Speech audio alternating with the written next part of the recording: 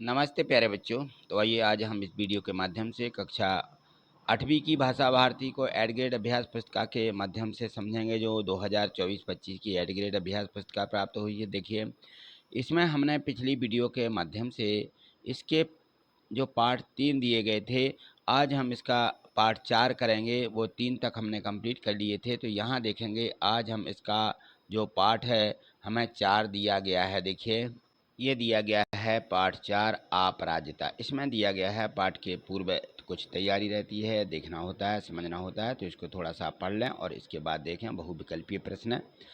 इस पाठ में अपराजिता किसे कहा गया है? तो जो डॉक्टर चंदा थी उसको अपराजिता कहा गया है, डॉक्टर चंदा को। ठीक है ना। अपराजिता पाठ किस विधा में से मतलब ये किस विधा से है या किस विधा से ताल रखता है? तो देखिए, ये जो है संस्मरण से है। किससे? संस्मरण। डॉक्टर जो चंदा है उसकी सफलता में सबसे बड़ा सहयोग किसका था? तो ये था उसकी माँ का, यानी उसकी जननी का। जननी यानी होती है माँ। ठीक है। डॉक्टर चंद्रा की इच्छा क्या बनने की थी? तो देखिए, पहले जो चंद्रा थी वह चिकित्सक बनना चाहती थी। क्या? चिकित्सक यानी होता है डॉक्टर। तो उनकी ये इच्छा रही है। वह कमज़ोर है, खालिस्तान में साहसी है। खाली जगह पर कौन सा उचित शब्द रखने पर संयुक्त वाक्य बन जाएगा? परंतु। क्या? परंतु। तो परंतु इसमें सी में दिया गया है, इसको यहाँ पे भर दीजिए। चलिए आगे देखिए, इनके जो प्रश्न हैं खाली स्थान दिए गए हैं।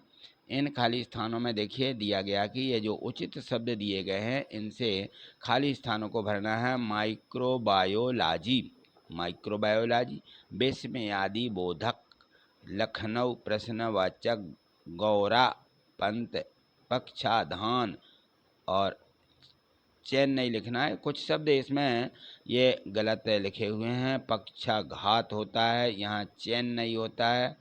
ये इन शब्दों को थोड़े हम सुधार लेंगे। देखेंगे यहाँ पर लेखिका शिवानी का मूल नाम गौरा पंत है। ड्रग रिसर्च इंस्टीट्यूट लखनऊ शहर में स्थित है। डॉक्टर चंद्रा ने माइक्रोलॉजी विषय में डॉक्टरेट की उपाधि प्राप्त की थी।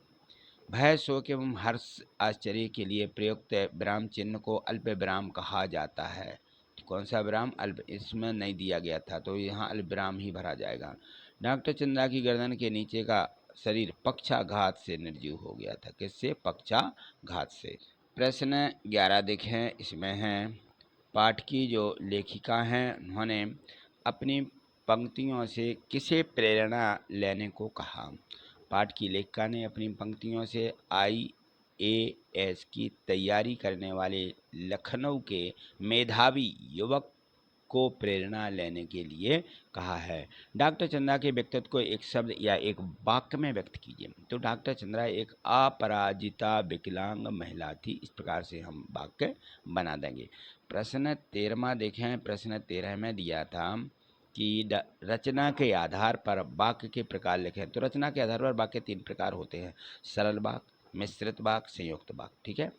डॉक्टर चंद्रा की माँ श्रीमती सुब्रमण्यम के किस गुण से आप प्रभावित हैं? तो डॉक्टर चंद्रा की सुब्रमण्यम जो उनकी माँ थी, उनकी वीर जननी के गुण से हम प्रभावित हुए हैं। वो वीर थी, है ना। जो भी काम की वो करती थी वो साहस के साथ करती थी। प्रश्न 15वां देखिए। इस प्रश्न 15वें में दिया कि अपराजिता पाठ की लेखिका ने लड़की को देवांगना क्यों कहा? कि वह देवांगना है। ठीक है। देवता की कन्या देवांगना कहलाती हैं। यहाँ देखिए, अपराजिता पाठ की लेखिका ने लड़की को जो है देवांगना इसलिए कहा है कि अपंग होते हुए भी लड़की धैर्य से अपने काम स्वयं करने लगी थी।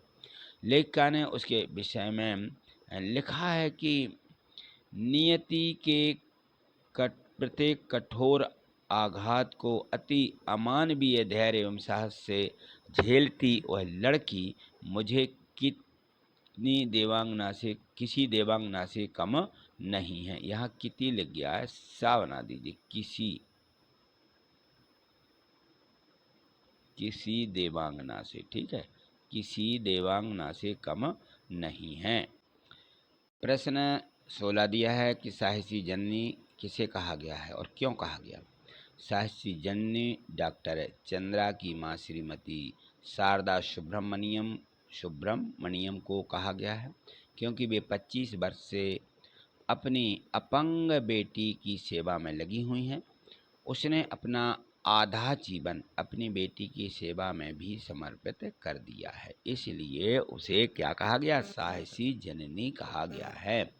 पाठ 17 जो दिया गया है, प्रश्न 17, यहाँ पे देखें, जो ये पाठ है, पाठ का शीर्षक अपराजिता क्यों रखा गया है? तो देखिए, ये जो पाठ है इसका शीर्षक क्या है? अपराजिता। अपराजिता इस पाठ में एक विकलांग महिला की मार्मिक कथा है।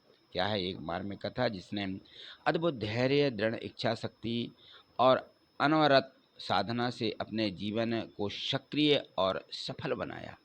विषम परिस्थितियों में वह साहसपूर्वक आगे बढ़ती रही, विजय प्राप्त करती रही तथा अपराजित बनी रही। इसलिए इसी कारण इस पाठ का शीर्षक अपराजिता रखा गया है।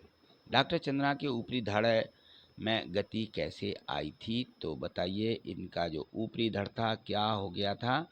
ऊपरी धड़ में गति किस प्रकार आई थी? तो देखिए, जो डॉक्टर चंद्रा हैं उनका 1 वर्ष तक कष्ट साध्य उपचार चला और एक दिन ही स्वयं ही इसके ऊपरी धड़ में गति आ गई, हाथ हिलने लगे और नन्ही सी उंगलियां चलने लगी। इस प्रकार ही चंद्रा के ऊपरी धड़ में गति आ गई थी। ठीक है, इस प्रकार से भी लिख सकते हैं यहाँ पर, इस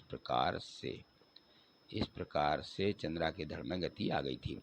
प्रश्न 19वां समझे यहाँ पर, इसमें है 25 वर्ष तक इस सहिष्णु महिला ने पुत्री के साथ साथ कैसी कठिन साधना की? इस वाक्य में जो लेखिका है किसके जीवन को कठिन साधना कहा है, क्यों कहा? इस वाक्य में लेखिका ने डॉक्टर चंद्रा की मां श्रीमती शारदा सुब्रमण्यम के जीवन को कठिन साधना कहा है, क्योंकि वे 25 वर्ष तक से अपनी अपंग बेटी की सेवा में लगी हुई हैं।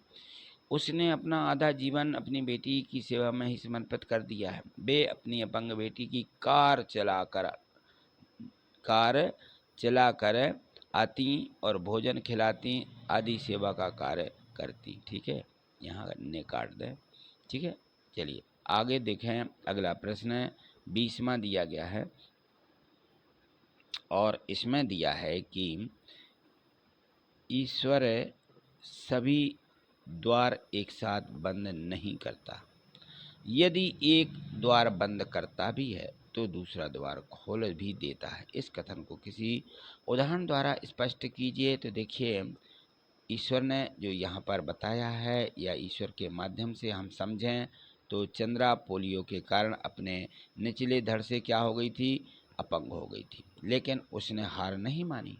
उसकी माँ ने उसकी पढ़ाई में मदद की, जिससे डॉक्टर चंद्रा ने माइक्रोलॉजी में डॉक्टरेट की उपाधि या डॉक्टरेट की, और भले ही एक द्वार चिकित्सा क्षेत्र उसके लिए बंद हो गया था, लेकिन उसने विज्ञान में महान सफलता प्राप्त की थी, जिससे दूसरा द्वार खुल गया। ठीक है ना? तो इस प्रकार से ये जो प्रश्न 1 से 20 तक के दिए गए थे, आपने सभी प्रश्न कंप्लीट कर लिए हैं। इनको एड ग्रेड अभ्यास पुस्तिका में लिख लें और वीडियो को 2-3 बार आप प्ले करके देखिएगा, तो ये आपको निश्चित ही सभी प्रश्न याद ही हो जाएंगे। आप बस वीडियो को 2-3 बार देख बस लीजिए। ठीक है, और यदि मान लीजिए इसी प्रकार से आप आगे भी देखना चाहते हैं, समझना चाहते हैं आगे के पाठों को, तो आप चैनल को सब्सक्राइब करके रखें और प्रत्येक वीडियो को लाइक करते चलें। ठीक है, लाइक कर दीजिए। थैंक यू, धन्यवाद।